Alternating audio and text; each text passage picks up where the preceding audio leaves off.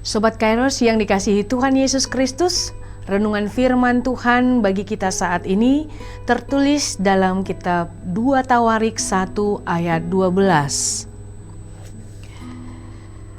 Maka kebijaksanaan dan pengertian itu diberikan kepadamu, selain itu aku akan berikan kepadamu kekayaan, harta benda, dan kemuliaan sebagaimana belum pernah ada pada raja-raja sebelum engkau dan tidak akan ada pada raja-raja sesudah engkau.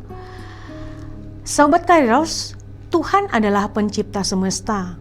Di dalam Dia ada perlindungan sekaligus damai sejahtera.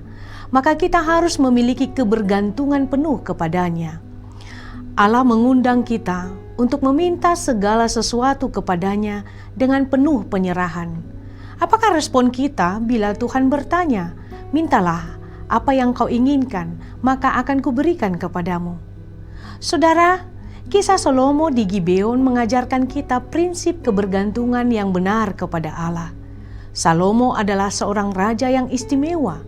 Titah paling awal Salomo yang penting adalah memerintahkan segenap kabinet pemerintahannya beserta kepala-kepala keluarga Israel untuk pergi bersamanya ke Gibeon, tempat kemah pertemuan Allah yang dibuat Musa. Di sana Salomo memperkenalkan kurban sebagai bentuk syukur serta keinginan kuat untuk memulai perjalanan pemerintahannya dengan berlandaskan pada kuasa yang benar, yakni Allah sendiri.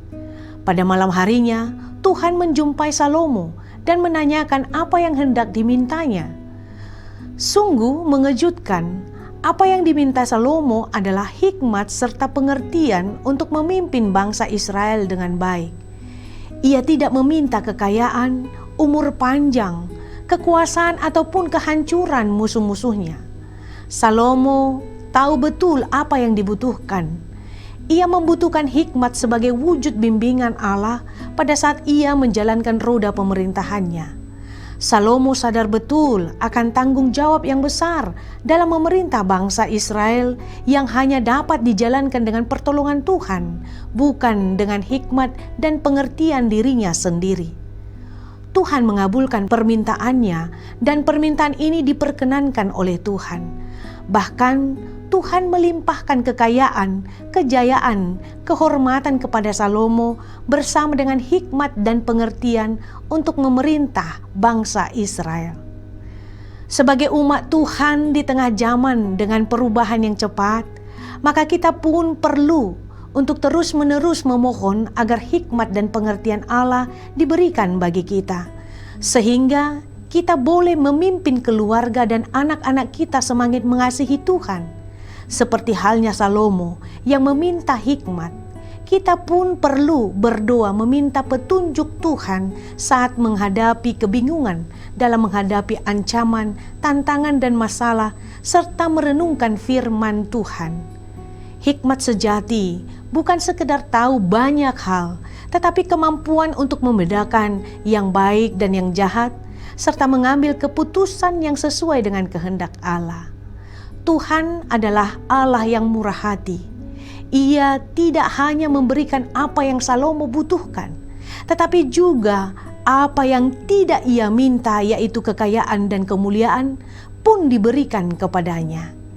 Ini menunjukkan bahwa Tuhan peduli pada kesejahteraan hidup kita secara utuh saat kita setia pada panggilannya.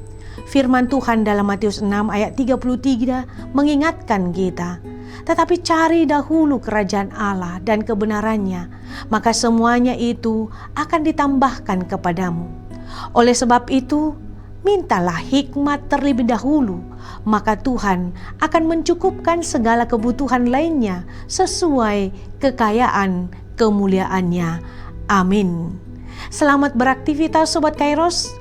Tuhan Yesus memberkati. Shalom.